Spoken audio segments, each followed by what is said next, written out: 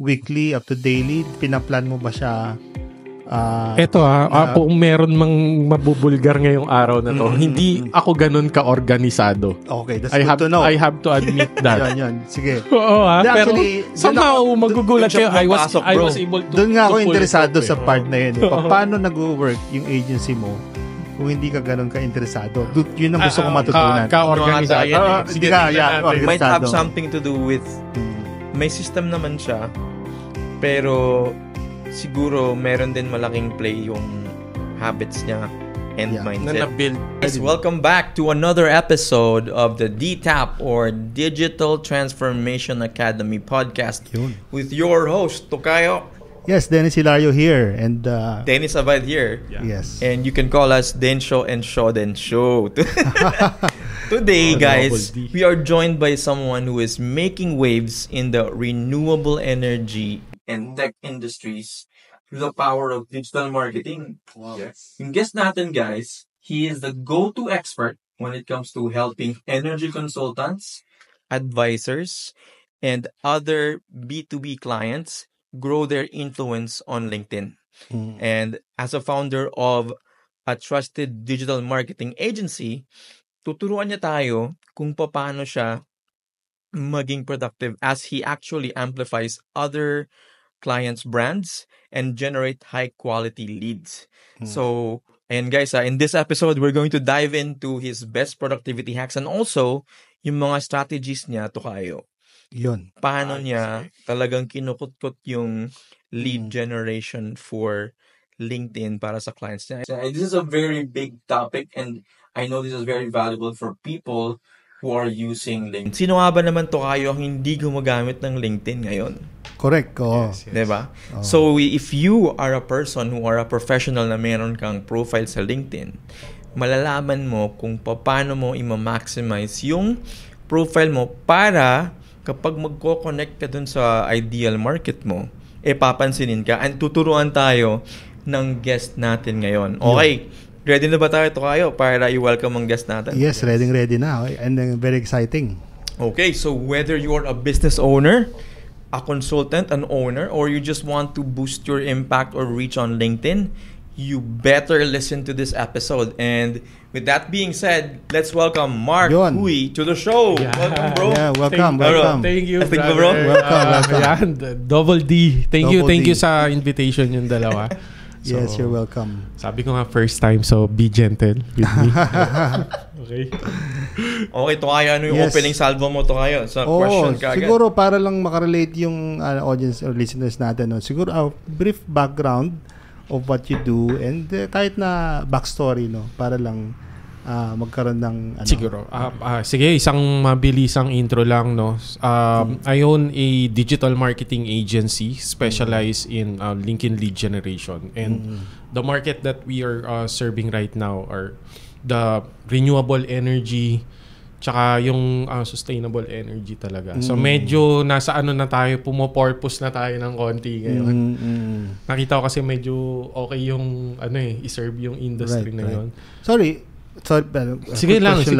When you say renewable energy, these are businesses who are offering or parang developing products for renewable energy. Yes, like mga solar batteries. Okay, solar batteries. So, hindi man ngayon yan. Meron tayo niyan dito sa playground. Yes, and so far, ang current client naman namin, sila yung mga advisors and more on sa QA side, pag may maintenance. So, nakita ko na parang okay to pasukin . Okay. So this year, yun yung tinarget namin, kaya nirevamp namin. But this is market abroad or here in the Philippines? Or both? Abroad. Abroad. Kasi nakita namin worldwide .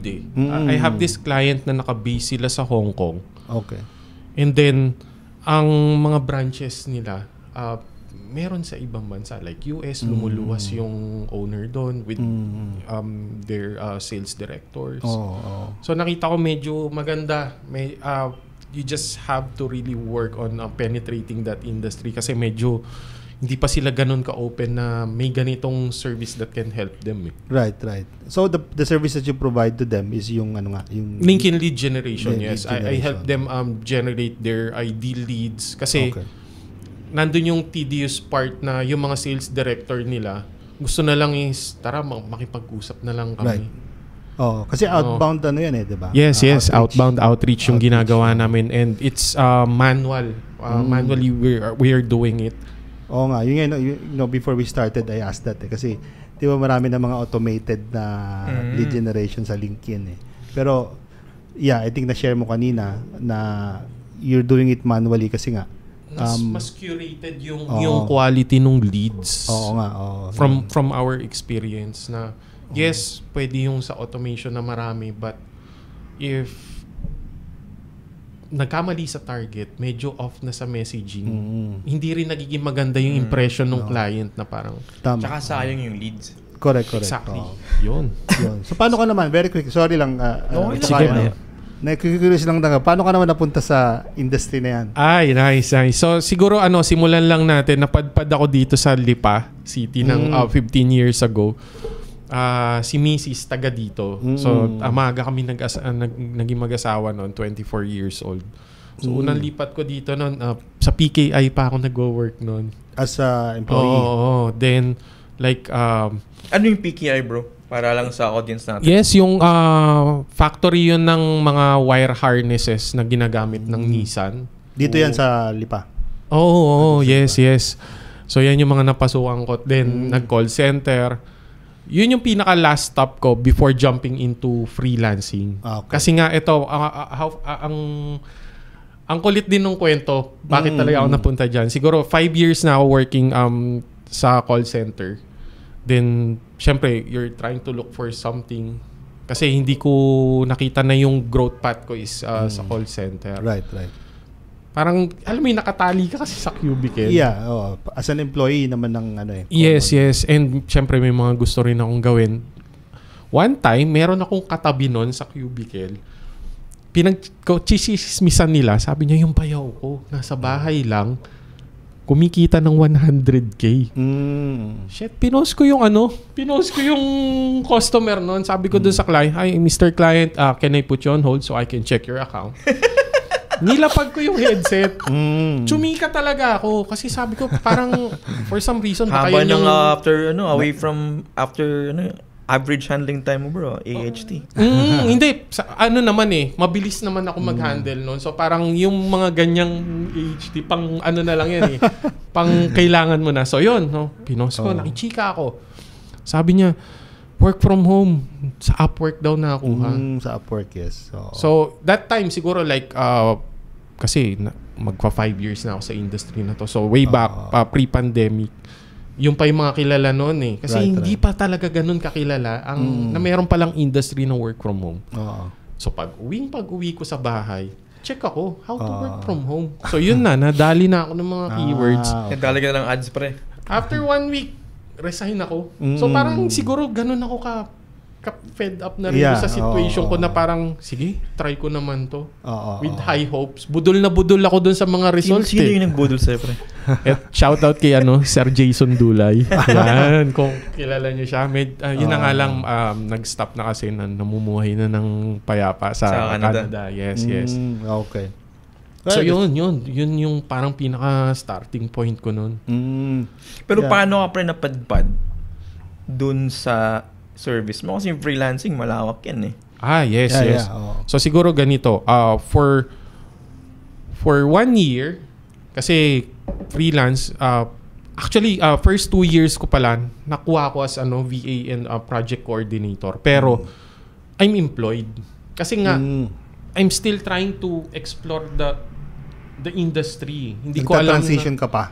Yes, hindi ko alam na pwede palang maging B2B yung approach ko rather than applying. Right.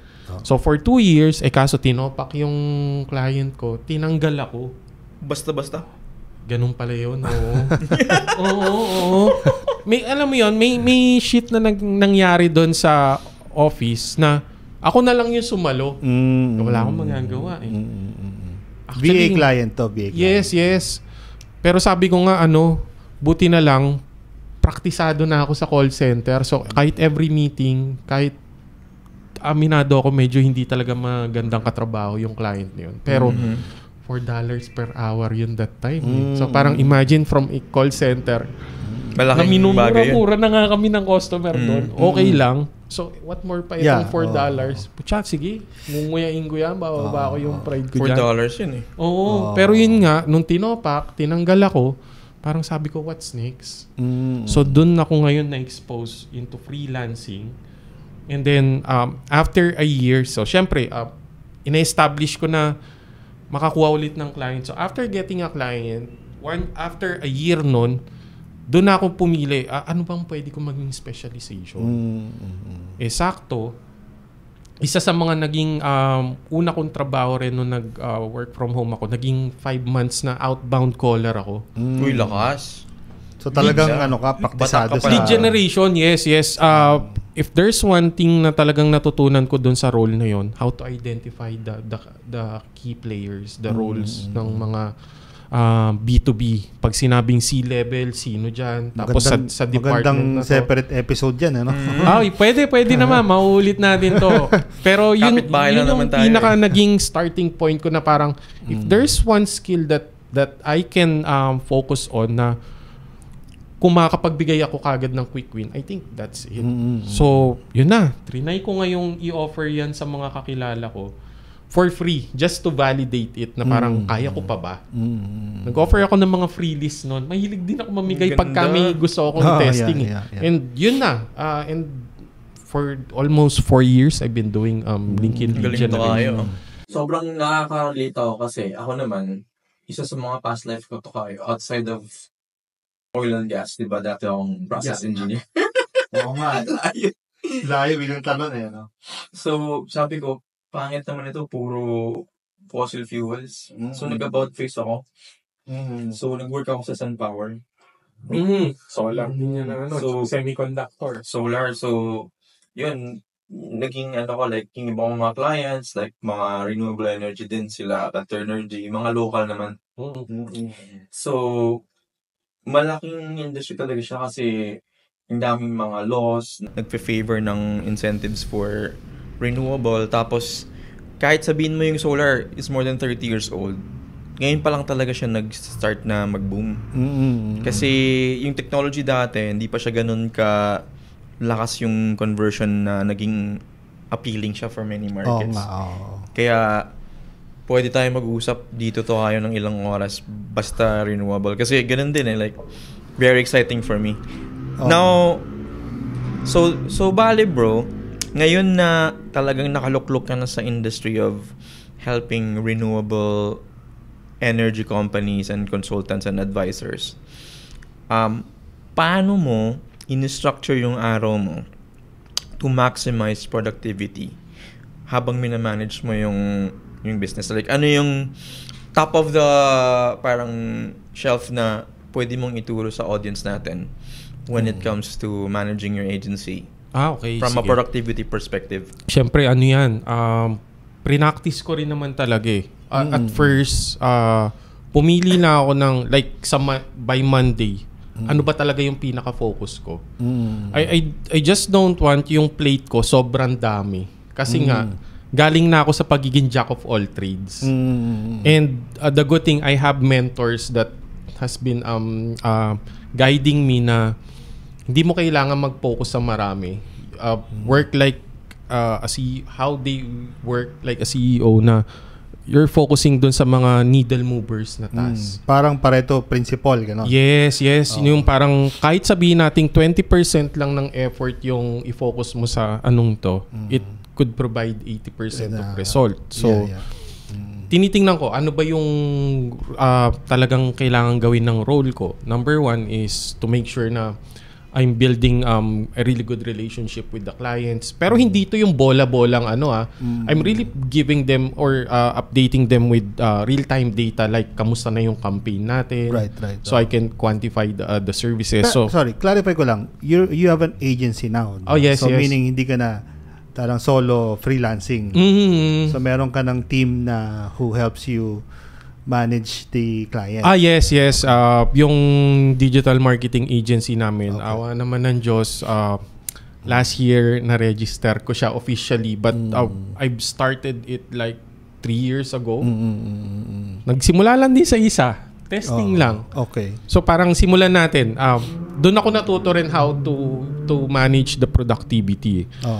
Yung first 6 months ko, nung mag-isa lang ako, ang focus ko nun, learning the system and process. Siguro, I think ito makakatulong to. Kasi, you need to identify ano yung magiging bottleneck ngayon or saan ka nahihirapan. Tapos, alun yung paulit-ulit. Right. So, tapos, nirefine ko siya. To the point kasi na may nagturo nga rin sa akin na in the next 6 months, wala kang magiging focus kundi mag-build ng system and process mo. Document everything. Ano yung mga pwede mong i-delegate. Right. Kasi working na with the team So, important talaga na may yun, process. hindi ko alam din na magpe-pay off siya. Kasi mag-isa lang ako nung simulan ko yun Naniwala lang din ako. Siguro, given na yung nagturo sa akin is nagawa niya na. So, by faith, sabi ko, eto rin naman yung gusto kong pasukin. So, makinig ako sa kanya. So, binild ko siya. After 6 months, that's where I start to hire an intern. Testingin ko ngayon yung system. Kasi nga, once you built a system and process, so, syempre, itetest mo na ngayon yan. Doon mo ngayon ma-identify if the one that you built is something that will gonna work and can be delegated. Correct. Kung kaya ba talagang gawin nung sistema na yun. Pagbibigyan mo nung task. So, that's where it started. So, pero going back sa question ni Kutokayo, yung productivity system, for context siguro, how many clients ba or projects are you working on simultaneously? 50? Roughly. Grabe. Ngayon kasi may hawa kami na like 12 clients for LinkedIn lead generation. So madami yun. Dami Pero the good thing is I was able to develop one of our lead generation specialists na maging project manager. Tapos ngayon, she's the one that been helping me to oversee the project. Parang tinatry ko ngayong i-duplicate yung sarili ko. Yeah. So based doon sa system na na-develop mo, siyempre nagkaroon ng mga iterations yun. Dahil nga, na-trial and error. And then somehow, medyo confident na. Assumption ko, confident ka na dun sa system na yun. Yun ngayon yung ini-implement mo together with your team. No? Yes. Pero hindi pa rin siya ganun ka-perfect. Minsan kasi pag pina-implement mo na, minsan doon mo pa nakikita rin yung mga gap. Depende rin yan paano mo tinuturo yung system. Kasi may mga, diba, magaling ka pag ikaw gumagawa. Pero pag pinapagawa mo na sa iba, parang may gap. So actually, yun nga yung sinasabi ko lagi na, yun ang role ng manager di ba? So meron kang systems pero it doesn't always equate na perfect yung system mo. So that's why may manager. Yes. Diba? Si manager, siya yung mag-correct ng mga roadblocks at mga challenges. Tsaka sila kasi yung nakakakita mismo. Parang now that you've been focusing on other stuff ng businesses, meron ka talaga makakaligtaan. So kailangan mo talaga ng isang mata dun sa area na yun. Kasi I've learned that the hard way. We're doing well. It's just that sobra kong naging kampante, hinayaan ko lang yung mga tao na, oy, bahala kayo dyan. Tapos hindi ko masyadong in-oversee. Kasi nga, masyado akong tiwala doon, ay, may sistema naman, may proseso na Tapos, like, after a couple of months, parang dahon na nalalagas yung mga clients namin. So sabi ko, I think this is not parang dry season. Let's try to check yung back end natin kung anong problema. So doon ko nakita na hindi ko rin masyadong natutukan. Okay. When you say nalalagas attrition? Yes. Mga nag-aalisan. We're not giving results. Okay. So, clearly, nagkakanya-kanya na So, doon ko natutunan na, ay, hindi ko pala kaya na ako. So, I need to train someone. So, doon ko mas na-improve yung productivity ko where I can now focus more on thinking of what are best strategies, network. Kasi, syempre, yung lead gen part, pag ikaw talaga yung owner, non-negotiable yan That's something na pwede mong i-delegate sa iba pero you're still the one, parang kung ikaw yung face ng business mo. Diba? Right. So, again, babalik tayo dun sa tanong ni Tokayo, no? Kasi maraming aspects kasi ng isang entrepreneur na ginagawa, di ba? Siyempre, nandun yung sinasabi mo kanina, yung administrative function. Nagre-register ka, nag-comply ka sa government, etc. Meron ding financing aspect. Meron ding service delivery, 'di ba? So sa dami nun, how do you plan it out? Like, do you plan, meron ka bang yearly goal, quarterly, weekly, up to daily? Pinaplan mo ba siya? Kung meron mang mabubulgar ngayong araw na to, hindi ako ganun ka-organisado. Okay, that's good to know. I have to admit that. Yan. Sige. Oo, pero somehow magugulat kayo. I was able to doon nga ako interesado sa part na yun. Paano nag-work yung agency mo kung hindi ka ganun ka-interesado? Yun ang gusto kong matutunan. Ka-organisado. Sige, tingnan natin. Might have something to do with, may system naman siya, pero siguro meron din malaking play yung habits niya and mindset. Pwede. Or yung routine niya. Kasi pwede niya namang hindi pa talaga niya lahat nakukuha yung mga iba't ibang mga systems to organize everything. Pero at this stage in business, pwede siguro. Sige, share Sige, mo. let me share what my day looks like for the whole week. Sige. So, let's start by Monday kasi parang sinet ko naman na by Monday yung starting day ko to work. And hanggat maaari, inuubos ko yung lahat ng pwede kong gawin by Monday. But so far, naka-allocate yan dun sa coaching services ko or yung consultancy. So, by the way, I'm also a coach of Tribe. So, meron akong weekly calls doon. So, Monday yun? Monday. Tapos, yung mga pagsagot-sagot ng mga emails ng mga mentees where they are asking consultations or what they can do doon sa client getting process nila. And then, kasi alam naman din na yun ng project manager ko eh. Parang sinet ko na ng Monday, ikaw muna dito, hahalili. Right. Any important thing that needs my attention. Let me know. Kumbaga, pero namang mga level 10 na talagang pwede kong bitawan yung Monday na ano ko eh. And then Tuesday, diyan ko raratratin ngayon yung sa agency. We start with team meeting. Kamustahin ko yung how my morning looks like, meeting with the team. Check with the data. What do you talk about dun sa meeting? The clients. Mabilis lang din naman eh. Parang status updates. Yes. Quick updates. Tapos, kung meron man akong what we should be focusing on this week. Plus, siguro dagdag na lang din natin na pag may time, I also coach them. Okay. Kasi yung team. Yes. Tapos, pag natapos ko na yung umagang yon, yung patanghali naman, more on agency work, trying to check what are the strategies that we can implement. Tapos, yun din, lead gen on my part na I've been also doing still the connection. Okay. So kasi you're doing the legwork then at the same time? Siguro na lang din siya. Gaya nung sabi ni Shods na I was able to build the habit. Dahil nga, parang imagine, I'm doing LinkedIn lead generation pero ako mismo hindi gumagawa. Right. So, di ba, parang I eat my own cooking din. Yeah. Tama. So, tama naman yun kasi at least, most of the time kasi nagbabago yung landscape. Mahirap kalawangin eh. Oh, exactly. That's what I'm saying. Mahirap kalawangin. Okay yung nilagay sa t-shirt yan tayo. Yes. Parang imaginein mo, parang ipina-pride mo ito service mo eh. Correct. Kasi I see a lot na parang let's say, sorry wala naman tayong gustong patamaan dito but let's say, I see people na social media marketing or management yung service but they don't do social media para sa sarili nila. So parang how would you convince people? Kasi I've learned this, meron ako naging experience na when we hop into a call, tinanong sa akin nung prospect na how can you assure that your lead generation service will gonna work?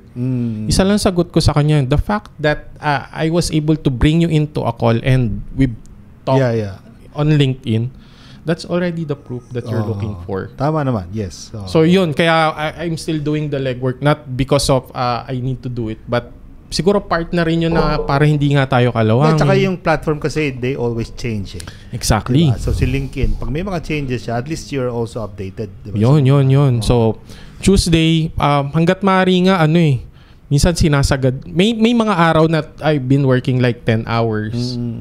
Sa Tuesday? Oo. Okay. Tapos Wednesday, medyo nagiging lean na yung work ko niyan. Okay.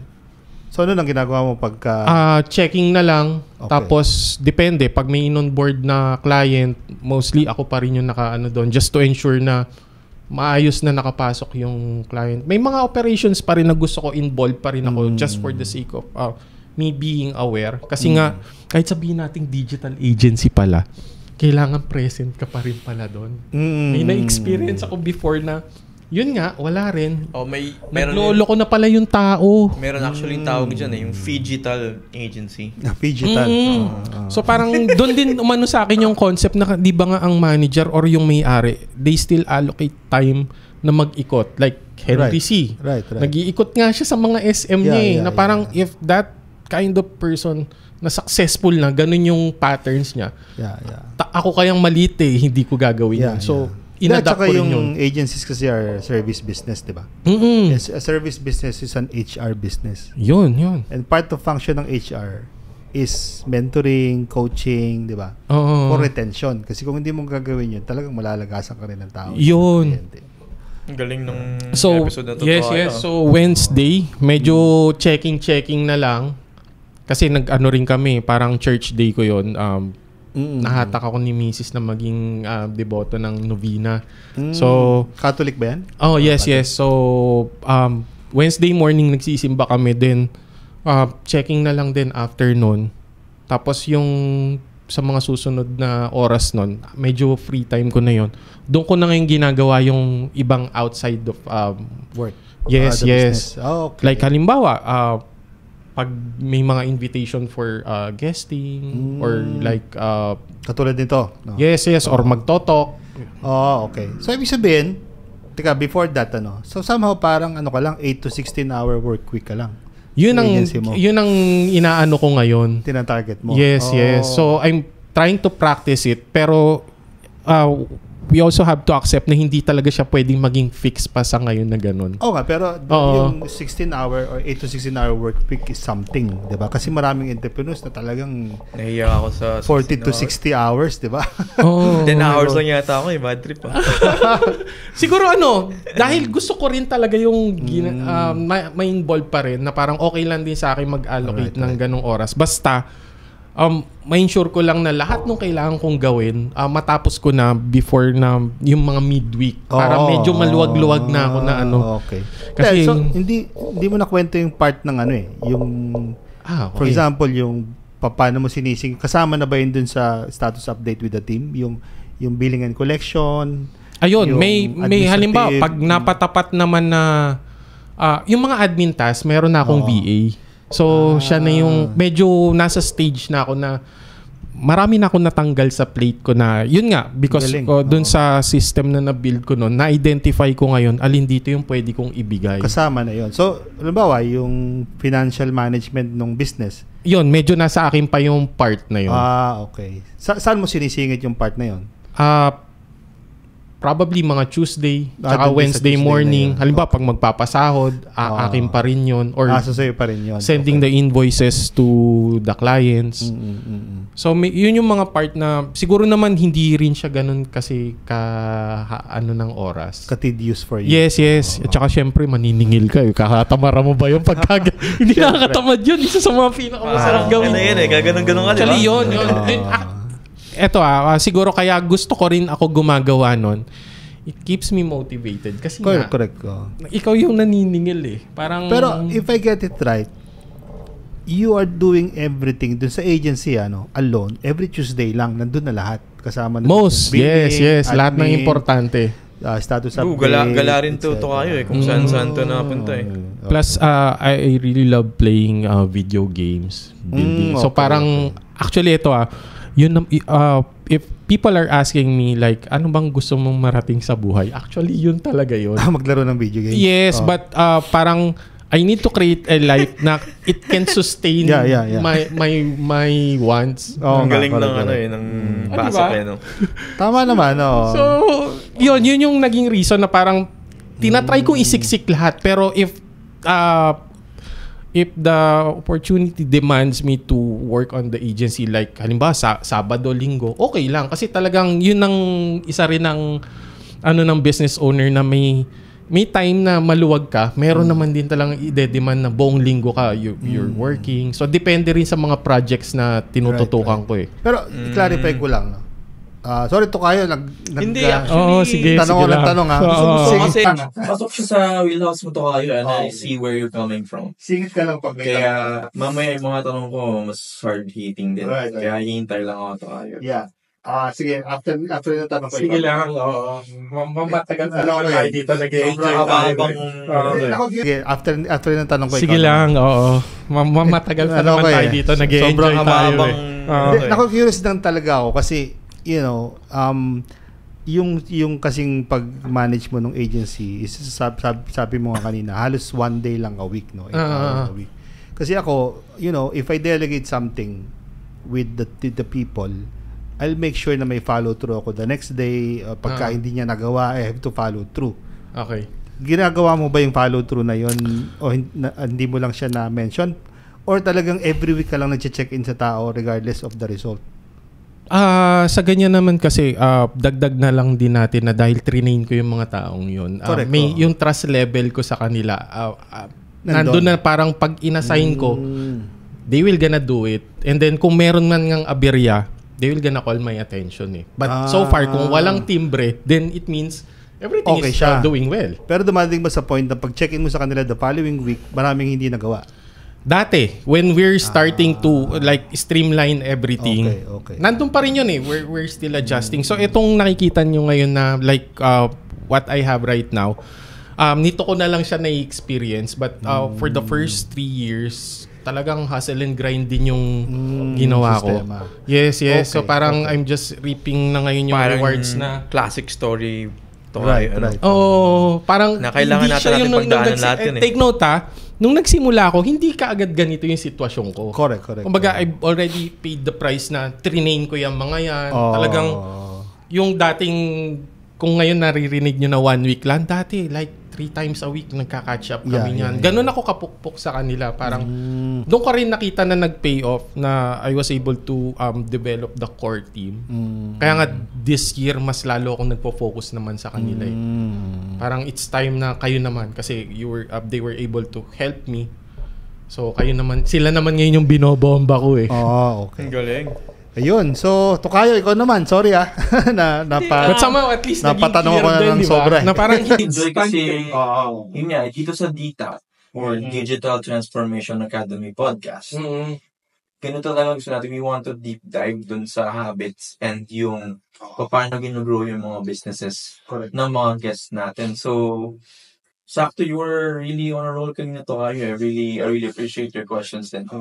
In addition to your question, kasi di ba na-mention ni Mark na yung team niya dati talagang pinupok niya. Pero napansin ko, dahil 3 years niya ginagawa, parang ang baba ng attrition rate niya kasi nabigyan niya ng room yung team niya na maging ganyan ka-expert eh. Tapos medyo meron siyang level of hands-off right now. Paano mo naliretain yung team mo, bro? And paano mo sila ina-encourage na like meron silang room to go, like di ba yung hindi mo naranasan dun sa call center industry? Good question First, alam nila yung vision ko for the agency. When I started it, kahit yung pinaka first BA ko, alam niya nung sinimulan ko eh. Wala nga siyang bayad, nagtitraining siya noon pandemic, pamangkin ko. And that time, parang nag-align lang eh. I'm looking for like, meron na akong system and process. Now, I'm looking for someone to help me test the implementation. Biglang lumapit sa akin. Sabi niya, Tito Mark, baka pwedeng turuan mo ko niyan. Nakita ko yung pagpupursige ng bata na pumupunta doon kada tanghali. Then ako naman, kahit may work ako noon, dahil ako pa lahat eh. VA job. Tinetrain ko ngayon yun. So, doon ko na kailangan ko pala ipaintindi sa kanila bakit namin ngayon to ginagawa. And para din sa awareness nyo, binild ko talaga si agency. Sabi ko, hindi para sa akin yan. Kasi if I want to do the solo path, pwede naman ako mag-consultancy. Doon nila naiintindihan ngayon na I'm trying to build a table. Sabi ko nga, build tayo ng mahabang mesa para lahat makakakain. Correct. You know, ang ganda na. Yun na yung ano natin to kayo. Alam mo, may sinabi si Seth Godin I don't know if you know Seth Godin. Sa marketing guru yan diba? Sabi niya, to build a culture, to build a tribe, isa lang phrase yun people like us do things like this. So, ibig sabihin, nabanggit mo kanina, you're aligned when it comes to achieving one goal, ano? And it's, something na talagang medyo, pag hindi ka aware doon, talagang kumbaga yung culture ng company is not going to be... Pero may mga palpak pa rin And take note may mga umaalis pa rin na tao sa akin. Pero sabi ko nga, salamat pa rin kasi I think those are the people that are not aligned to what I'm building. Tama yun. Na parang... Ganun talaga yun. Natututo rin. Like eto, this week lang, meron kaming intern na kinakausap namin nung una. Committed daw, yes. But after 3 weeks of training, nag-stop na, may reason siya. So sabi ko, okay lang. At least, we're not investing a lot. Niya na early. Yes. Kasi nung nagsisimula ako noon, todo training talaga. Kumbaga, nasa learning ropes pa lang ako noon. Like for 1 week, every day, meron kaming like 15 to 30 minutes na catch up. Yung tinitraining ko. Tapos after 3 weeks umalis. Bad trip ako nun. Sabi ko, mag-hire pa ba ako or hindi? Parang kailangan siguro, kailangan mo siguro talagang daanan yon so you can identify who are the right people and how you can send the message. And yung mga nag-i-stay sa akin ngayon, like yung VA ko ngayon, 4 years na. 4 years na. Tapos yung project manager ko, mag-2 years na siya. So parang, hindi ako naghahanap na sobrang laki but I'm trying to build a core team na talagang solid. And hindi sila solid sa akin They are solid dun sa vision ng agency. Sa purpose. Kasi nakikita nila kung ipa-fast forward natin, tapos na kami kasi doon sa mga training period or yung mga sakit ng ulo days. Ngayon, we're all reaping the rewards na yung iba sobrang tuwa nila kasi life-changing na sa kanila. May nakakabili na ng mga gusto nila. Parang nung last December, tinanong ko, ano achievement mo? Sabi niya, ang dami ko na nabibili sa bahay. Sabi ko, matuto kang magtipid. But so far, yun Parang eto naman din, when I sell them the vision, tinulungan nila ako, na-experience nila ngayon. Kasi there's a yung difference kasi na parang, irarally mo sila na punta tayo dito tapos pag nakarating kayo hindi naman nila maramdaman. Tama. So medyo iba yun Talagang pinaramdam ko rin sa kanila. Then yung rewards. I think, yes. So doon ngayon talagang kapag may mga dinelegate ako sa kanila, they're doing it wholehearted. May ownership sila, bro. Yes. So sabi ko, hindi siya madali kasi it really there's a lot of work in the back-end process na ginawa namin in the last 2 years Nag-strategic planning kami. Pag may pumapalpak, talagang may times na parang susuko na ba? Hindi, tuloy tayo. May mga rin kami, hardship na Kaya kung nagiging medyo smooth na lang ngayon kasi nagpe-pay off na lahat.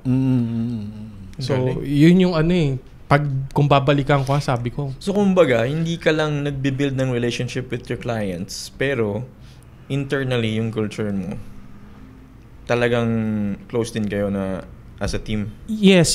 Kasi I think yun yung importante na nakikita kong kulang doon sa mga napasukan kong trabaho noon Sample na lang natin sa mga call centers. Sinong call center ba yan? Drop na natin. Andyan lang naman Teletech. But shout out sa kanila kasi I think hindi pa rin ako nandito sa sitwasyon ko kung hindi ako nag-work sa kanila for 5 Malaking years. Bagay. Ang laking bagay nun na-train tayo sa call center. But going back nga, ayoko kasi nung mga toxic culture na Like, ang mga tao ko hindi naka-time tracker. Pero alam nila yung responsibilidad nila. Kasi one time merong nagtatry ninjahin ako. Sabi ko, for some reason, gut feeling, sabi ko makapag-audit nga. Pag-check ko nung client account, walang ginagawa. Pero dun sa report, may mga numbers. So parang, sabi ko sa kanya, first, but magandang to. Parang therapy session natin to. Nasubok din ako doon. Nasubok ako na parang, how would I handle this situation na parang niloloko na ako. So, binigyan ko ng pagkakataon mag-explain. Tinanong ko, kamusta? Bakit? Anong nangyayari dito? Kaso mo, nagsisinungaling pa rin siya eh. Kung yung taong yung inamin niya na pasensya na, hindi ko talaga nagagawa. Sa sobrang takot ko, nilagyan ko na lang yung numbers. Ayusin ko na lang. Kung ganun yung naging approach niya, baka naiintindihan ko pa eh. Alam mo naman ng tao, di ba? Pag nagkakamali rin naman eh. But if valid naman yung pagkakamali, siya nagsisinungaling pa. So sabi ko, hindi mo ba alam na trabaho ko rin to? So pinakita ko sa kanya, sa LinkedIn, sabi ko, kita mo yung last sent mo, bungi-bungi. Nakikita kasi doon, merong section sa LinkedIn na kapag nag-send ka ng connection request, you can see when it was sent and to whom. So makita mo yung bungi nung... So clearly may attitude. Malinaw naman sa kanila na kapag pumasok ka sa team, I don't fucking care about the skills sa umpisa. Kasi nga meron na akong system and process eh. 30 days mong upuan yan eh. Matututo ka eh. Meron na akong step by step doon and we've been always updating it from time to time. Pero kapag may attitude ka, like ganun. Paano niya sinabi? Paano, juicy to kayo? Dinideny pa rin niya. Parang ginagawa ko naman po yung trabaho ko. So sabi ko, okay na to. Ayoko na rin na mahabang ano eh. Kasi nga, if there's one thing that I've learned din, paano ko na-overcome yung challenges, hindi ko masyadong ini-stress na sarili ko. Kasi alam mo na nagsisinungaling na. So parang hindi na ako makikipaggilgilan sa kanya. So medyo nasasanay na rin naman ako. Sabi ko sa kanya, pasensya ka na. But I think hindi ka aligned para sa role na to because what we're looking for is yun nga yung maayos yung attitude sa trabaho. Kasi nga hindi ako nagbabantay and yung resulta mo will gonna speak for itself. Clearly may hindi magandang nangyayari dun sa account ng client eh. Nakikita ko sa number eh.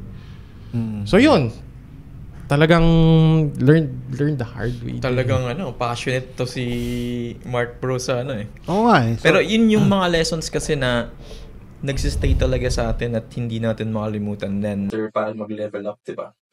And speaking of, kanina sinabi mo LinkedIn, diba? Oo.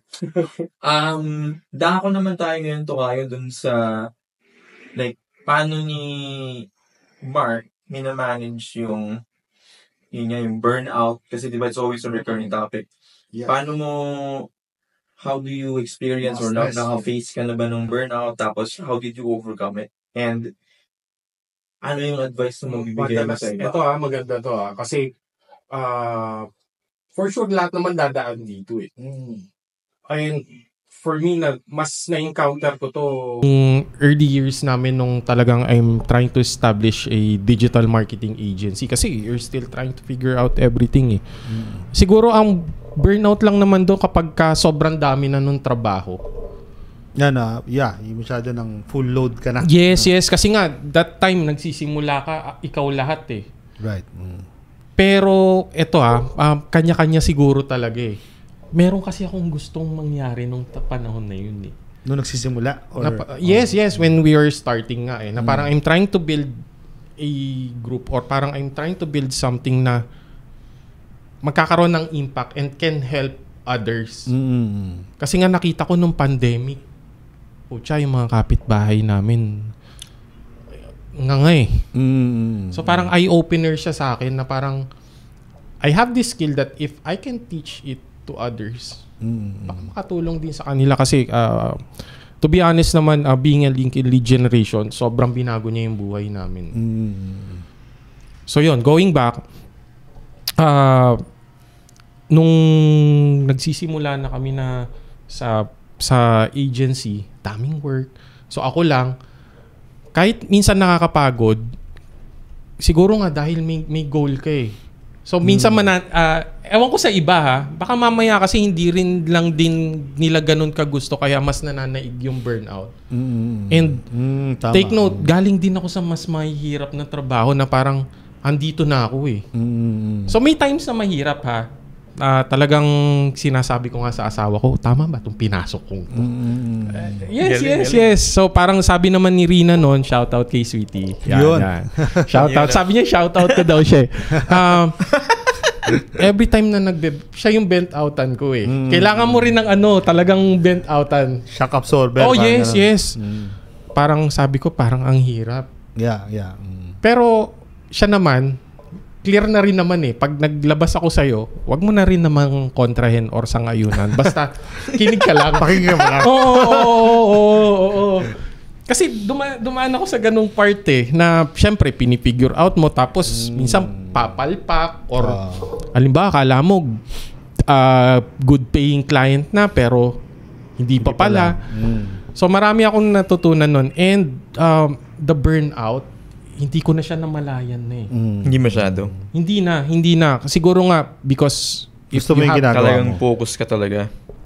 Nung una gugustuhin mo rin talaga eh. Sa una hindi mo naman maano eh. Pero dahil nga nung nakikita kong may purpose na, mas nagkakaroon ng sense ngayon na mas lamang yung purpose kaysa doon sa parang mababad trip ka.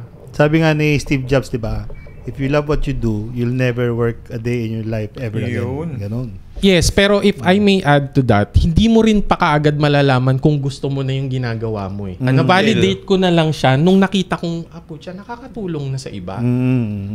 Parang mas doon nagkakaroon ng purpose. So, kahit may mga challenges, positively namin hinahandle kasi doon na namin na-build eh. Na parang, siguro eto na lang din, para iwas burnout din. I-expect mo na merong mga stress and challenges. Start embracing it na may ganun. May ganun talaga, yes. Kasi minsan nakakadagdag sa burnout yung nire-resist mo pa or iisipin mo, shit, hindi dapat nangyayari sa amin to. I don't know kung mag-agree kayong dalawa. Agree naman. In any nature naman ng work talaga, may stress eh. Diba? Kahit nga yung parang na-traffic ka lang ng konti, stress ka na eh. Yung may nagalit na client, di ba? Yes, or halimbawa, may pumalpak, magugulat ako ng feedback si client na, "Hoy Mark, di ba usapan natin hindi na to dapat yung message na gagamitin natin, ba't ginagamit nyo pa rin ng team?" Merong mga ganon. Pero na-address na namin na parang ayoko na nai-stress din na And sabi ko, alam din ng team na parang wag na tayo magpahirapan. Kasi alam nyo naman na halimbawa, isa lang ang sasablay sa atin. Hinahatak niya yung team pababa. And please respect the work of the others. Nire-real talk ko talaga sila eh. Irespeto nyo yung katrabaho nyo kasi bakit? Nagtatrabaho na maigi yan. Binibit. Parang tayong basketball team. Parang ganun ko yung mga analogy namin sa mga meetings eh. Basketball team tayo. Isa lang na hindi dumepensa dyan. Talo tayo. So pag may team member ka na medyo stress, anong advice binibigay mo sa kanila? Ano ka lang muna? Pause ka lang muna. Bangko muna. Kasi pinaintindi ko sa kanila, stress ka. Bangko ka muna. Oo. Cool down ka lang muna. Tapos, pag medyo lumamig ka, tingnan mo ngayon, ano yung nangyari. Kasi, parang retrospective. Yes, I'm trying to train them na pag may situation, to handle it, hindi pwedeng emosyon. And take note ang most ng mga members ko, mga working nanays. And especially pag mga babae, may iba talagang nasa emotional side. So natututo naman sila, nagiging professional, transactional na rin sila na pag may mga palpak or halimbawa medyo nai-stress siya kasi wala siyang ma-generate na leads for this client. Sabi ko, atras ka muna, hinga ka lang. So, gano'n namin na parang gano'n ko hina-handle yung mga burnout and gano'n ko rin itinuro sa team. Masingit ko lang, may local clients pa kayo? Meron din. Okay. So, parang dati nga, eto rin if I may add, dati kasi nga, dahil nagsimula ako na akala ko mga makukuha mo lang clients is abroad. Pero nag-open up sa akin yung local industry when I start to register the business na OPC.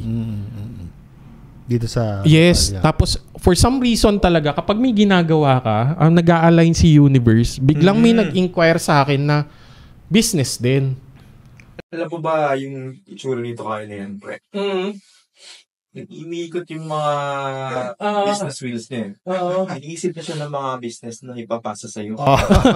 Actually, kung nagkakilala tayo last year, kinuha ko na yung services mo kasi I've been managing a sales team last year. Okay. So, diba? Di pa naman siguro, sabi ko nga baka... sarado, diba? Oo, baka malay mo, mas maganda ngayon. Kasi kung maybe noon, hindi pa kami ganun na kaayos, it might not work properly, di ba? Siyempre local rate din. Sakto lang, brother. Ito may friendship tayo. Nung nakapag-register ako, doon din sinabi sa akin ng accountant ko na hihingian ka ng mga resibo niyan. So, sakto lang tong ginagawa mo. Actually, wala akong alam sa mga ganyan eh.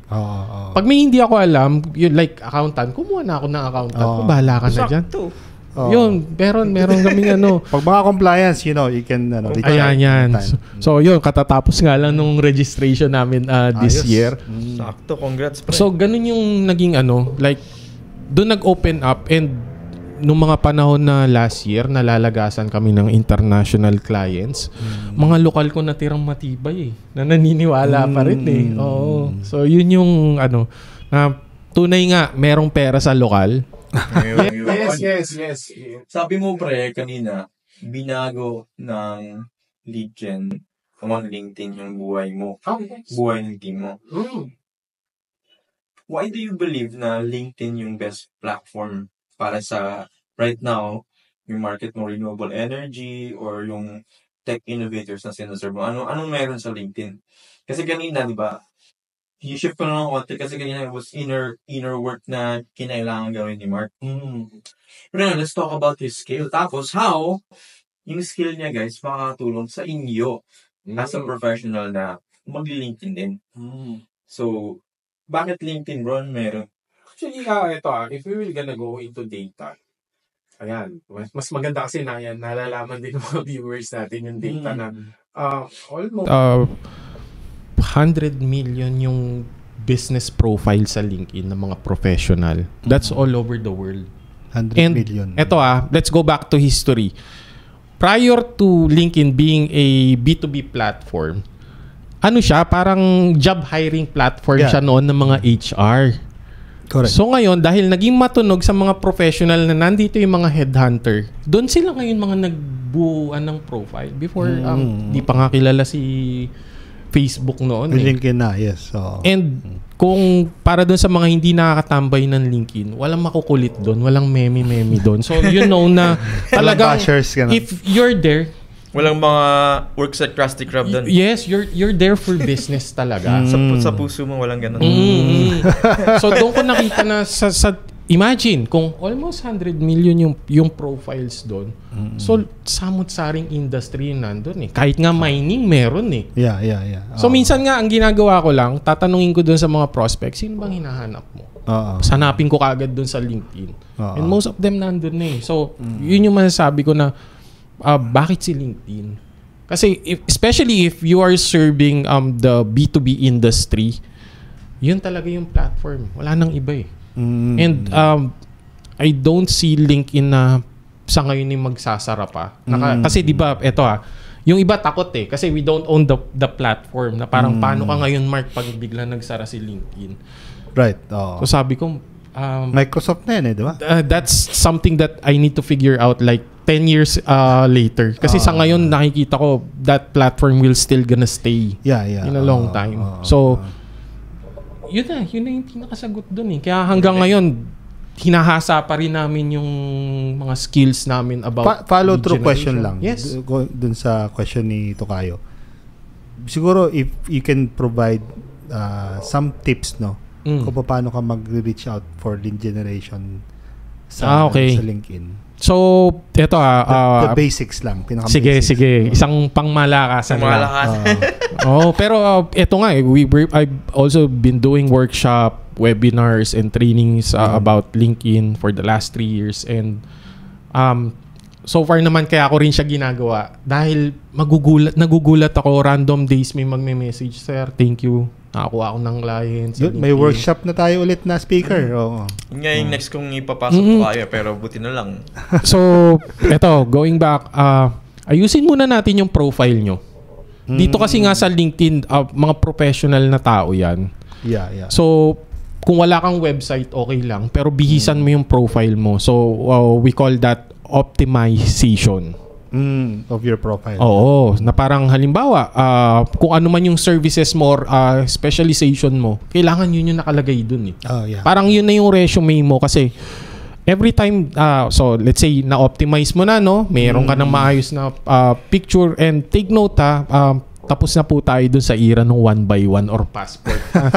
Yung mga may white background na nakapolo. Oo nga, may nagaganyan. Marami pa rin ganun dun eh. Sabi ko, nasa modern era na tayo. Pwede ka nang sumelfie ng isang maganda dyan. Kahit cellphone lang gamit mo. Wag na lang yung tipong nakatuwid ka, tapos pantay balikat mo, di ba? Tapos white background, ano? Exactly. So parang medyo talagang pangmalakasan na. And then, pag na-optimize na yon, that's where you can start finding your ideal leads sa LinkedIn. So eto na. We are speaking to mostly mga salespeople na nasa B2B. Yes, pwede. Actually, eto nga kahit kanino pasok siya, because I'm giving the general things that they can do to start doing LinkedIn. Kahit ano ka pa, kahit financial advisor ka pa. Okay. Kasi kahit ano ang ginagawa mo, pinaka-importante, bihis yung online presence mo. Okay, sige. Then, okay na, bihis ka na, then you start knocking on the doors doon sa mga ideal prospect mo. So, halimbawa, kung real estate ka, who are the people that you're looking for? OFWs, yan. So, medyo alangan yan pag ginamit mong keyword OFW. Okay. So, yun yung sinasabi ko na medyo mahirap hanapin sa LinkedIn. Pang Facebook yan pag OFW hindi nila ilalagay yun Yeah. Pag OFW ka, marino ka. Yes. Diesel and mechanic, hindi mo alam kung sino yung mga engineer doon sa Dubai. Cargo ship. Ang other segment kasi ng real estate is yung mga yappies, di ba? Mga nagsisimula pa lang magpamilya na naghanap ng condo. Meron din kasing mga foreigners na gusto mag-invest dito sa Pilipinas. Pero ito I'm gonna drop something na about sa targeting. Yun. So sabihin natin real estate ka. Paano mo hanapin sa LinkedIn yan? Kasi nga walang keyword na OFW. Yun. Then look for professionals that are working abroad. Yun. Okay. Na Pilipino. Kasi you can type in the key role, like for example, choose a specific role. Mga engineer sa Saudi. So keywords that you'll be using is engineer, tapos yung location is Saudi. And then may mga doon na halimbawa Pilipino. Then yun yung ilalabas niya ngayon sa'yo. So automatic, meron ka ng isang OFW na nasa abroad at for sure may capability to purchase a property. Kasi nga, ano ba yung role niya? Engineer. Magkano sinasahod nun doon? Yeah. So sample yon na parang as long as you understand who you are looking sa LinkedIn, mahanap mo sila eh. So okay, optimize na. Then you start looking for the prospect, and then eto na ngayon yung outreach message. Yes, kasi yan cold message kasi. Yes. Kaya hindi rin ako nagsasawa sa LinkedIn lead generation. May mga araw talaga na magugulat ka na may mga ganitong conversations. Very candid. Hindi talaga pwedeng kahit sabi mo may templated ka na. So we start with thank you message. Pasalamatan lang. Kumbaga, accepting the connection request. Please don't pitch right away. Para po doon sa mga nanonood. Kasi gone are the days na pucha pagka-connect mo pa lang sabihin mo kagad, I have a BA services. This is my rate. Blah, blah, blah. Ay, pangit yun. Auto-block. Actually, we've been running a lot of messaging tests dito sa bagong market namin sa solar industry. And maraming nagno-no sa amin. So, automatic pinababago ko yun eh. And take note hindi pa kami nagpipitch nun Medyo pangit lang yung qualifying question na ginagamit nung BA. And then going back. Swerte ng mga kinig dito. Yeah. Siguro basican lang din natin so they know what they can do lalo na kung nasa LinkedIn ka na. So pagka-connect mo, thank you message lang, and then you start to find a common ground or things that you can complement dun sa let's say common interest. Yes. So parang halimbawa kung ikaw nag-connect ako sa iyo and I saw that you own playground. So parang Dennis, I saw that you own playground. Baka makapasyal dyan. Yes. So, di ba, may nagagamit ka na ano, parang you start with building connection first. Rapport, parang. Yes. Yan nga yung natutunan ko sa call center. Di ba? Na parang hindi mo muna talaga bibirahin ng pitch ka agad. Kasi nga, hindi naman dahil sa pinahaba mo pa, but you want to put the lead into a situation na wala na siya dun sa tinatawag kong zone of resistance. Kasi meron talaga dyan na ito, sample. Pagkat message namin, niratrat namin ng mga follow-up, lalo kami hindi sinasagot. Siyempre, yeah. So yun, message, genuine messages, outreach, and then be curiously interested. So pag medyo nakalagpas ka na dun sa rapport stage, nagre-reply na kasi nakukuha mo na yung loob niya, then you start asking qualifying questions. Like, kung ano yung service mo. Halimbawa, kung real estate. Ay ma'am, kamusta? May mga na-invest na po ba kayong properties? Or ano yung mga investment nyo dito sa Pilipinas? So parang ganun. At least, you're trying to identify ano yung current status nung kausap nyo. Like sa amin naman, like with solar, we ask for lead generation is how they position or do they have strategies to find their ideal leads sa LinkedIn? Kasi yun, genuinely curious kami if they are leveraging the LinkedIn platform given na meron silang presence doon. So di ba doon pa lang, that's a starting point for us to understand na if they are the right targets or ideal leads that we can work with. Kasi ito selling becomes easy or you literally don't need to sell if they have a problem that you can solve. Tama. 100%. Oo. Yun. Hindi nagiging hard selling Yeah. So, if I get you right, you have to look for that pain point. Ano ba yung pain point? Yes. So, syempre, kung ano yung specialization mo, kailangan alam mo kung ano yung problemang sinosolve nung service mo Hindi pwedeng hindi. Kasi kung hindi nyo alam, go back to the drawing board, please. Kailangan alam nyo yung problema ng ideal market nyo. Right. I think that's where others are failing Wala silang strategy. Yeah. Yes, and they don't know ano ba yung susolusyonan mo. Kaya nahihirapan din sila magbenta or they feel na bakit ako nire-reject. Natural, hindi nga nila kailangan Speaking of failing, bro, ano yung mga biggest mistakes na pwedeng gawin ng isang company that are attempting to grow their reach or credibility on LinkedIn na parang nakikita mo pero hindi alam ng karamihan? Ito, kasi nga, I've been working with 7 to 8 figures na companies na So, ang nakikita kong like one of their mistakes if they are trying to build an online presence sa LinkedIn, they are tapping the wrong audiences. Thinking nila na kapag nag-LinkedIn ka, you're gonna start attracting the right audience ng ganun lang. Kahit mag-content ka. But still, you need to connect and build network dun Sabi ko nga, madalas ino-audit ko yung mga profiles ng mga clients namin. Meron sila dun, 5K. Pero kapag tinanong ko on an average, ilan dyan yung ideal market mo. So sa 5,000 minsan nakikita namin like 500 lang doon yung tapos halo-halo na.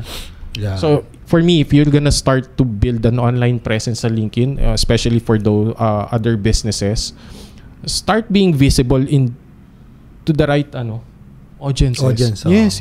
Kailangan nandun ka sa harap ng When you said visibility, bro, ano yan? Anong degree yung content creation pumapasok dyan? Kasi nakikita ko, ikaw rin may mga post ka rin lagi sa LinkedIn The content will just gonna complement the outreach. For me kasi nga, eto, kahit mag-content ka na mag-content, kung maling tao nga yung nakakakita, then how does the content will gonna work? The message will gonna be misaligned.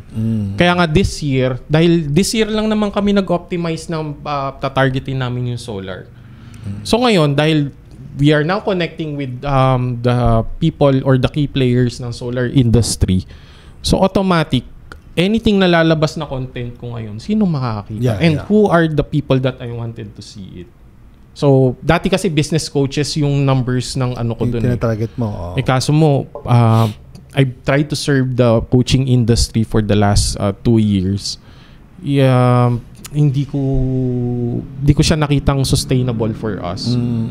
So, this time, sabi ko, why not we try to focus on B2B? Certain niche. Yes, B2B. Tapos sakto, natisod ko nga tong client namin na solar. Ni-reject pa nga ako niyan nung una. Hindi kami ang unang pinili nun. Automation ang pinili niya. Okay.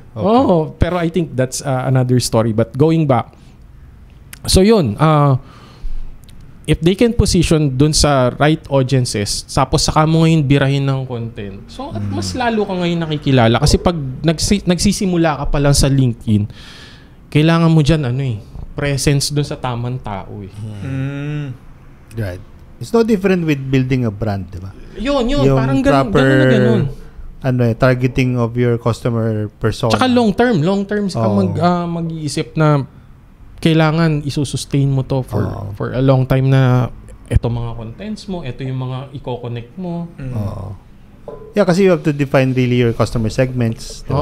Tapos saan yung pain point na saan isosolve mo. Tapos if I may add, depende pa rin sa client. Merong client na gusto thought leader siya, so may mga other posts pa siya. Meron namang mga CEO na silently ayaw nilang yung medyo kilala sila. So, depende pa rin talaga Curious ako dun sa sabi mong kanina, bro, na hindi masyadong sustainable yung mga coaches or business coaches ba sila? Kasi kasi findings mo dun, parang paano mo na... Most kasi na nasa-serve ko ng mga business coaches, startup. And konti ang budget. Yes. They don't have the runway to sustain it. Kasi alam naman natin sa coaching business, pag nag-enroll yung mga yan, magkano lang naman ang profit margin. Saka na lang naman yan kapag high ticket na. And most ng mga startup pa lang, then they don't have the funds. Mostly 3 months, 6 months. Nahihirapan din kami pagka ganun And me as a service provider, I also feel bad if we cannot provide good results. So, ang ginagawa niyong service with them, generally, is that you take over their profile. Yes, and exactly. And you are reaching out to their leads as the client. As their profile. Parang kami, ito maganda dyan something na na-develop ko. Kasi madalas marami na-identify sa pagdating sa sales is mga closer, di ba? Maraming closer, pero bihira yung nagsasabi na sila yung opener. So, yun yung pinili kong route. Kami yung tiga-open. Opener, And marami kasing factors ang client journey. Hindi porket nakapag-provide kami ng magandang leads. Pag hindi nako-close, wala rin na-generate na revenue.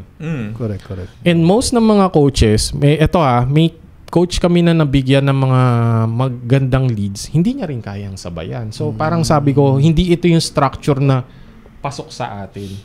So that's why instead of that, dun ka sa mga BD, mga business development na parang nakita ko, we work best with B2B companies that already has sales people na nag-aabang na yan yung mga gutom na pag binagsakan mo ng leads yan. Close nila. Kahit hindi nila ma-close, talagang they are very aggressive to to work on it. So, yung business coaches na yun, sinasabi mo na you're working with before, they are reaching out to the leads, offering the business coaching service. Yes. Ganon. Okay. Yun, parang ang theory ko dyan is that ibang approach ng business coaching. Ang theory ko dyan, para kasing medyo off. I think sa akin, thought leadership dapat yun. Exactly. So, parang more of you do it. Parang ghostwriting services. Oo, ganyan. Para kumbaga, personal branding first, before you do parang the outreach. ito. Parang nagiging counterproductive yung nagbebenta ka ng coaching service.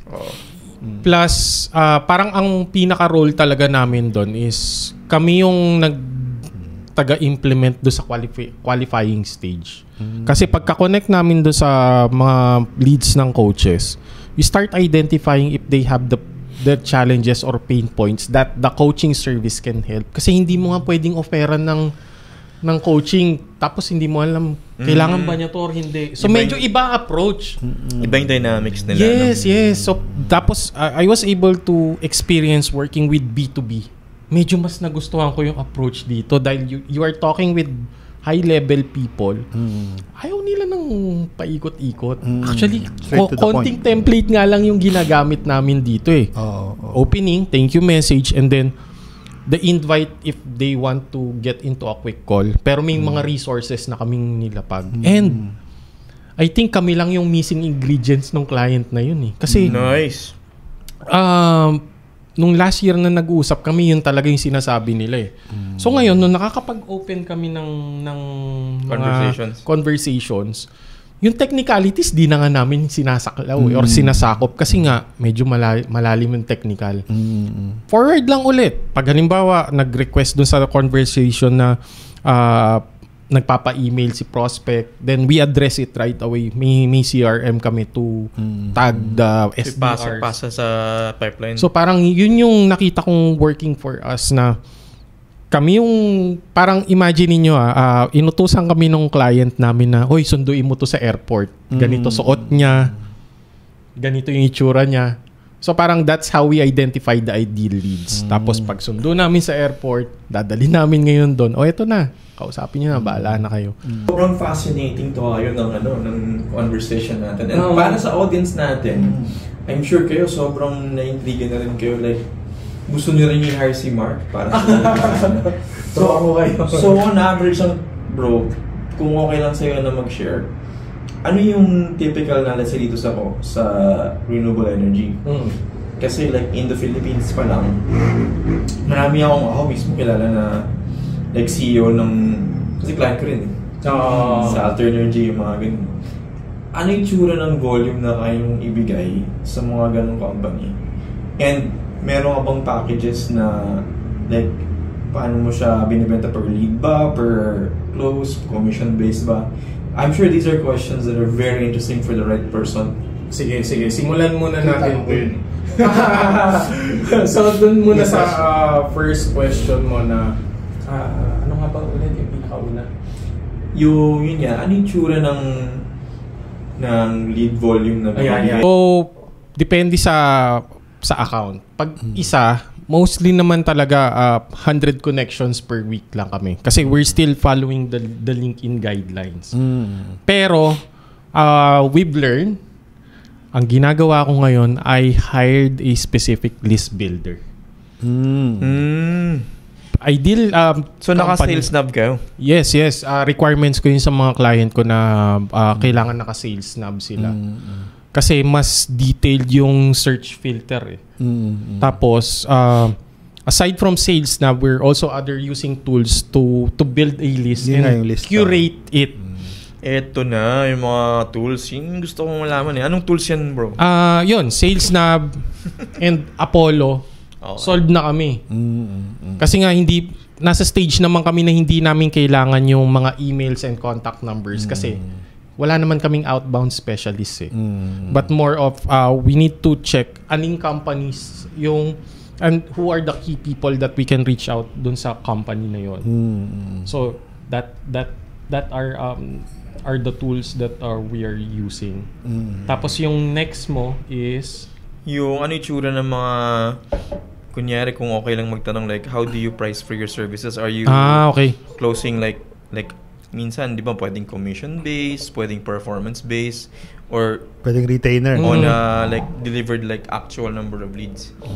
Kasi sa amin ganun din like dun sa YouTube ads meron kaming setup where meron kaming fixed rate per month na retainer plus commission or plus performance. Ayun, meron kaming fixed rate na monthly retainer plus a percentage of commission dun sa mga mako-close na sales na nage-generate naming leads. Kumbaga, eto, nasa stage ako na I don't charge high dun sa base pay. Kasi nga, gusto ko ma-sustain din nila. Dati kasi eto I've been charging like, pero depende pa rin sa sinaserve mo Meron ako mga china-charge noon like 2K USD. Pero, kinakapos nga sila eh. Walang runway. Oo, parang baka mamaya ganyan lang pala yung marketing budget nyo. Then, yun, natuto na nga rin ako i-qualify yun eh. Like, how much are you spending or investing on the marketing side of this? So, going back, ngayon, like, I charge them an average like 600, 800 to 900. Depende sa... lang. Per ano yan? Per month. Per month, okay. So, yun yung mga ano. Depende pa rin sa campaign yun. Tapos, yun na. Doon napapasok yung percentage of commission. Kasi dati, nilalaban ko lang ng base pay. Pero sabi ko nga sa team, let's try to aim for higher. Kasi nga kung fixed base pay lang, nakakap ka lang doon sa ganun. So, may nagturo sa akin na since pinapasok ko yung B2B, tapos malaking pera yung umiikot sa mga deals dyan, try namin ngayon ilaban na kahit saktong ano lang. Sabi nga nung isang kausap ko, money later mo yan. Like, i-cover mo lang yung OPEX mo or cost of operation, mabayaran yung mga tao, you makaltas mo yung tax. Then, sabi ko yung sa commission kami babawi. How do you track the conversion? Sa ganun kasi talaga si client na depende magsasabi. Trust basis na lang yun. Oo, lalo. Sila yung magte-track. Pag mahina yung tracking nila. Like yung huli, yung mo na lang yung business if I may add, parang paano ko nalaman yun? Nung last 2 weeks ago na nag-meeting kami, nagbalita yung isang SDR na, oy, maganda yung leads na na-provide nyo sa akin na. We're already in negotiation part. Pag na-close natin to, meron na tayong 2 years na budget for marketing. So parang imaginein mo yun.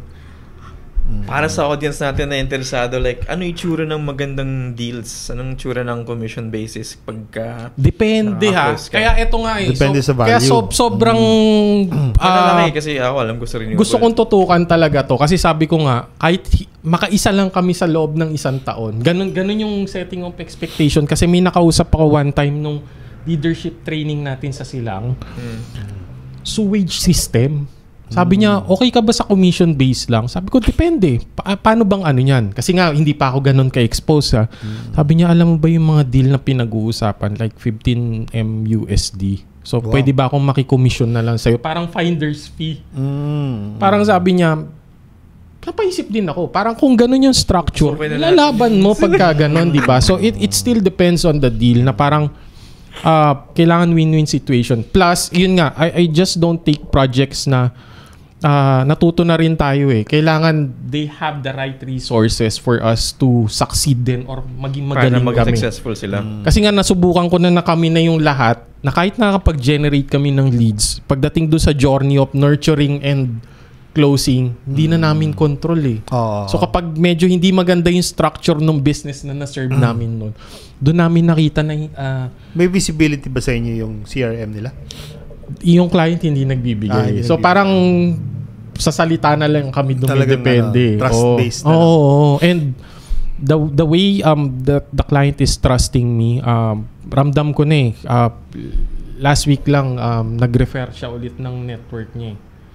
Nice. So parang diyan ko na nakikita ngayon yung traction. Goes back talaga to building relationship properly. Ito yes, and understanding the industry that you're trying to serve. Yeah, tama. Pero going back lang dun sa how you manage things, no? Kasi as you go along with the business, marami talagang opportunities eh. Marami ideas, dahil mga mga yung iba low hanging fruit, 'di ba? Pero kung i-grab mo 'yon, madi-distract yung sistema mo. So how do you balance that yung parang grabbing opportunities and discipline talaga. Knowing where to focus and where not to focus. So you have to be intentional talaga dun sa... Nung una mindful. Kasi gusto ko lahat kain eh. Oo nga. Pero this time medyo strategical na yung approach ko. I'm trying to approach things na mas kalmado ngayon. Kasi I know both of you will gonna understand me din na kapag nasa early stage ka talaga, lahat sa'yo, go. Pukpuk ka talaga eh. Kasi you're trying to explore things and trying to figure out which is working, which is not. So, the more na mabilis ka or aggressive ka, the more na nakakakuha ka ng data. Para kang shotgun approach. Yes. Titingnan mo ngayon sa lahat ng tinira mo kung alin yung tatama. Then kapag may tinamaan ka, doon ka na ngayon medyo level o focus. Magninis ka na niyan. So ngayon, going back doon, natuto na akong pagtuunan ng pansin talaga alin lang yung dapat kong tutukan. Even courses, hindi na ako masyado nagbibili ng courses ngayon, or even people that I'm following, ninanarrow down ko na rin. Doon ako natuto ng alignment na pag ito yung goal namin, kailangan lahat ng focus ko somehow in line doon sa goal, how we can achieve the goal. Kasi kapag halimbawa nasa list ko eto, tapos inassess ko, how will this gonna contribute to achieving that goal? If the answer is no or X, automatic inaano ko yun. So medyo nakakatakas na ako doon sa mga feeling of missing out doon sa mga talagang ganun na ako ka-focus ngayon. Tsaka meron ka ng liberty to say no. Yun. Kasi nga, dati pag talagang shotgun approach or medyo aggressive ka, medyo hindi mo nakikita yun eh. Oo nga. Tsaka yung pag you're chasing after pang sweldo halimbawa, 'di ba? Talagang minsan wala kang choice kundi gagrab yung opportunity. Hindi, totoo naman. I have to admit that kasi talagang pag sa mga nagnenegosyo, yung first 2 to 3 years mo survival talaga yan eh. Andyan yung anxiety na pucha, at any moment baka umalis ng client na to. Talagang grab ka ng grab dyan eh, di ba? Pero habang yun nga natututo, nanarrow down mo na, tapos mas kalmado mo ng ina-approach lahat yung mga like yung focus, alam ko kung ano lang yung gagawin ko, tapos unti-unti kapag may na-prove ako na okay na tong sistema na to, pwede ko na dinedelegate ko na ulit sa kanila. So parang ganun, produce sa akin, build lang ako ng build sa end ko, tapos pag nakita kong okay na, kahit hindi pa perfect yung finished product, ilalabas ko ulit yung papatest ko sa team para nakikita ko kung hanggang up to what extent din yung kaya nila. And nakakatulong eh. So far, yun yung na-build kong patterns and habit that are working for us. So sabi ko, try ko nga i-double down dito. Tama ba yung impression ko na somehow wala kang ginagamit ng mga tools or checklist kung ano yung gagawin mo for the day? Meron naman din. Meron din. Okay. Pero hindi siya, sabi ko nga, hindi siya ganun ka-organisado. Kahit isang maliit na na sticky note. Just traditional sticky note. Yes, and alam ng misis ko, pag nag-sticky note ako, it's really game time. Ibig sabihin nun, meron talaga akong mga kailangang, pag sa isip lang, alam mo, medyo petiks-petiks pa yun. Right. Pag naka-sticky note, importante yun. Yes, iba na yun. Medyo... Pero you're talking about the physical sticky note, not the digital. Yes, oo. Kasi yung kailangan physical talaga nasa harap siya. Iba, yun nga rin. For some reason, iba yung actual na kaysa yung nasa harap ng monitor. Parang tactile talaga pag di ba? Natatandaan mo talaga. Then, ako din eh. I just list the first 3 important things. So you're intentional about it? Oo, ayoko na ng marami nga. Kasi ito nakita ko rin, pag ang dami ko nililista, nakaka-asar din, or somehow, I don't feel satisfied kapag nakikita ko ang dami. Ang dami, okay. Na parang kung tutusin din naman, na-realize ko rin, sino ba naglagay doon? Ikaw din. Pero, magkaiba tayo, no? Kasi ako medyo talagang sobrang OC ako eh. Talagang nandun eh. Ang ano ko kasi, alam ko yung concept na yun na you have to just put 3 highlights of your day, no? Important things. Pero, the fact na may mga iniwan ako, hindi ako mapakali. Di ba? Para akong iisipin ko pa siya nang iisipin eh. Hindi. What I'm saying is, pagka ginawa ko yung ganong approach at pinabayaan ko yung iba for the day, nagwo-worry ako dun sa pinabayaan ko. Cognitive load yun. Oo, yung parang hindi ko siya ma-let go for some reason. It's no different when pag may nag-message sa akin, hindi ako mapakali, hindi ko siya nare-replyan. So, ikaw, hindi ka masyado bothered sa ganung sistema. Medyo kasi ito nag-iba ngayon eh. Lalo na nung naging coach ako sa Tribe na inuulan na yung inbox ko. Dati kasi hindi, payapa yung inbox ko. Nakakasagot pa ako nung nagti-team lead lang ako. I know siya din would definitely gonna be nakaka-relate siya dito sa part na to na syempre may channel na ito lang din may channel naman ng mga coaches where you can email them, but somehow merong iba na magi-slide talaga sa DM. I try to filter things pa rin. Kapag nakita ko na ito kailangan talaga niya ng tulong, then sige, pagbigyan ko na. Pero hindi, siguro lang din, it's a nature of me na syempre, the fact na talagang sinabi niya na kailangan niya ng tulong, baka kailangan nga eh. Correct. And yung sinabi niya. hindi.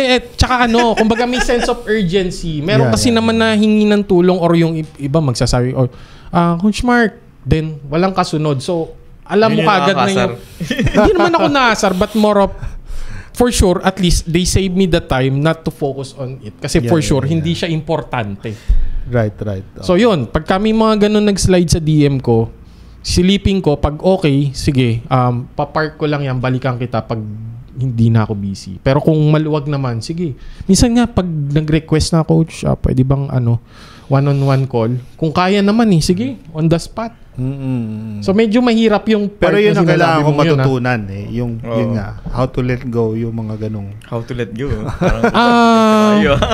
Ganun pa rin. Babalik ako, how I've handled it on my end. Parang yung sinabi ko kanina na kung ano pa rin yung focus ko. Kung halimbawa Monday, sumakto na coaching day ko, tapos nag-message kayo, definitely maglalaan ako ng oras doon. Pero kapag Tuesday, Wednesday, I can park it. Kasi nga, meron na akong another focus nun. Correct. Pero kung may mga urgent like, coach, yung strategy doc ko pa-review kasi kailangan ko i-submit to mamaya. So, syempre, alam ko yung gravity nung situation niya na pag hindi niya nagawa yon, baka mag-slip up yung opportunity. So, pag gano'n, nauobliga ako. But not because obligasyon ko, but more of gusto ko rin kasi ng tulungan. Siguro nasa ganung stage na rin ako na pag may humingi ng tulong at nakikita ko naman na talagang kailangan at kaya naman tulungan. Right. Yeah. Nice. Sobrang grabe, very fruitful conversation to kayo. Like, kulang yung oras natin. Kulang nga ang dami ko pa gusto itanong. Kasi actually, ganun nga. Gusto natin i-compartmentalize dito. Like, again, for those of you guys who are listening to the DTAP or the Digital Transformation Academy podcast, focus talaga natin dito is not just productivity but also ano yung result na nangyayari sa transformation nga, di ba? Not just with our guests but also for you. So if meron kayong mga tanong, you want to learn more about how you can transform your yung LinkedIn profile mo. Okay. Paano kanila mahahanap, Mark? Like how do you So, syempre, number one sa LinkedIn. Gaya nga nasabi ko kanina, hindi pwedeng binibida nyo ako as the LinkedIn guy, pero wala akong LinkedIn, di ba? So, you can check on it, Mark Huy, tapos ang company namin doon, HNG Solutions. So, the HNG stands for Hustle and Grind. Kasi yun talaga yung naging pundasyon nun And kaya alam din nung grupo na you need to hustle and grind. Kasi ako talaga, produkto ako ng hustle and grind. Kaso nga lang, kahit anong sipag ko nun, parang hindi ko makuha yung tamang timpla. Siguro, eto nga, nakita ko na, siguro kaya natuto rin ako ng LinkedIn to share with others. So yun, Mark Huy po sa LinkedIn. Last name is H-U-I. So, Chinese. Nalahian tayo ng Chinese Tatay ko Chinese, pero purong Pinoy. Pinoy by blood and heart. Take note, wag muna kayo magbebenta Yes.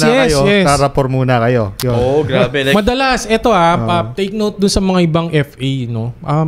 Update na natin yung approach nyo. Marami pa ring FA na pagka-connect. Banat agad. Eto, bro. Kung makakalimutan na lahat ng sinabi natin kanina, ano yung one piece of thing na dapat pag umuwi sila mamaya, hindi nila ever makalimutan? Like, anong piece of advice yun na may bibigay mo sa mga professionals na nakikinig sa podcast natin ngayon para paano sila mag-grow ng kanilang presence online, especially on LinkedIn? So, eto na. Kanina marami kang sinabi, di ba? Yung maghilamos ng profile. Yes. Pero, ano talaga yung pinaka-core na pwede mong ma-share? Ito, pinaka-foundation talaga. Number one is, kailangan mong i-accept sa sarili mo na you really need to put in the work. Lalo na pag nagsisimula ka. Kasi online presence, hindi naman automatic kilala ka niyan pag nagsisimula ka. You have to introduce yourself. You have to show up. Yes, exactly. So, when you mean showing up, then syempre, kailangan mong mag-put in ng work, especially kung mag-isa ka pa lang, wala ka pang resources to hire, ikaw talaga yun eh. Kasi yung iba, eto lalo na doon sa mga natuturuan ko rin, parang gusto nila kagad mabilis. Walang shortcut eh. Kasi syempre, in the first month, magko-connect ka, magpapakilala ka, hindi pa naman din ka ganun kakilala eh. Correct. And eto, tong solar industry, bago kami ini-refer, nag-start na kami ng pagtatanim since last year pa. So parang ngayon na lang bumubunga. So parang kung magsisimula ka sa LinkedIn, bigyan mo muna sarili mo like 6 months na nagpapabibo ka doon. Pakilala ka lang. Comment. Yes. Napaka-importante no na meron akong tinuruan, nag-comment lang, nakakuha ng client na worth 1,000 USD. Yun, no. Take note, wala pang experience yun. In-apply niya lang na tapos ang reply sa kanya nung prospect, she's a really good cheerleader. You got my attention. Yun. No. Actually, yun lang naman talaga ang goal mo pag nagpakita ka sa social media, especially on LinkedIn. Magpakita ka, show up, pakilala ka kung sino ka. Yun lang naman yun eh.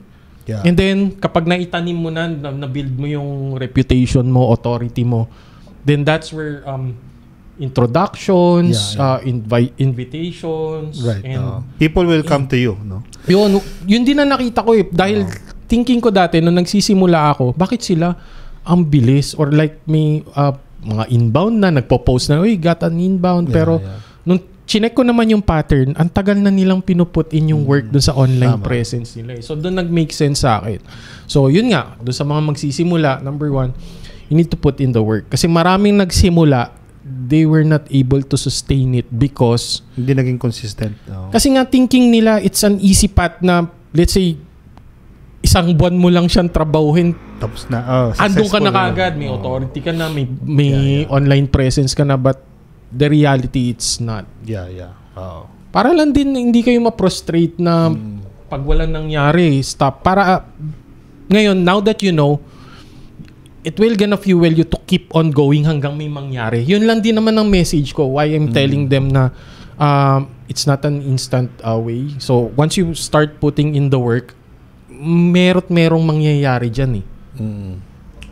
So, build the habit. Yes, you start with the habit talaga. Then lean in the process, trust the process. Ako nga. Palagi talaga yun tayo, no? Parang over the last few episodes. Parang if we go into numbers, parang ito, kung halimbawa, ikaw, brother, magsimula ka ulit sa LinkedIn. Kahit pa 5 lang, 5 connection request sa isang araw, tapos 5 cheerlead or in post engagement. Actually, kahit 1 o 2 lang eh. Kasi pag nasanay na si LinkedIn yung algorithm niya na, uy, si Dennis pala comment mas gusto nila yun. Yes. Parang pinoprogram mo ng yun lang din eh. Pinoprogram mo yung system nila na ay, mabibo to ilabas nga kita. So yun, 5 lang. 5 connections, 5 messaging outreach or follow-up para mga musta lang. And then engagement. Kasi ang point ko naman doon sa mga tinuturuan ko noon, saka na muna natin tingnan yung resulta. Diyan ka lang muna na parang i-warm up natin yung makina mo just to get you going. And then from there, try to optimize what you're doing. Like, medyo strategic na yung approach. Kasi yung iba, they're trying to wait for the perfect time or kailangan gusto nila pag nag-online presence ako, kailangan lahat ayos na eh. Like, kailangan pag nag-reach out ka, kinakausap ka na. Pero hindi naman ganun kaagad yun eh. You start with a really good foundation and the habits talaga. Grabe to kayo. Huwag na lang kaya natin ito pauwiin, no? Kukuha na nga ako ng alak sa pwede pa, no? Sabi ko nga kay Shoden, baka madaan pa sa 2 bottles na pag nagkataon eh. So, yan guys ha. So, para sa mga listeners and watchers natin ng Digital Transformation Academy Podcast, alam nyo na kung saan kayo pupunta kapag kailangan ng business nyo ng presence and actual growth using LinkedIn lead generation. So kayo, any last words para i-send off natin to si paring Mark? Yes, siguro acknowledgement lang, no? And thank you din for coming here, no? So very insightful episode na naman. Ika nga sa Batangas mauulit to. Tapos we're also informing you guys na napag-usapan na namin kanina na magkakaroon tayo ng workshop on LinkedIn lead generation. Yun. Para sa mga businesses na interested i-grow yung presence nila and also yung revenue nila online using LinkedIn. And dito gaganapin mismo sa either playground or yung bago naming venue which is coming soon. Coming soon. Yes. So, yun. Sobrang thank you, bro. Thank you, brother. Thank you dito. Yes. Solid. Sabi ko nga mapapaulit-ulit mga next episode. Ibang topic naman. Yun. Okay. Tsaka may Jack Daniels na dito sa gitna, panigurado. Parang mas masarap yan Jack and conversations no?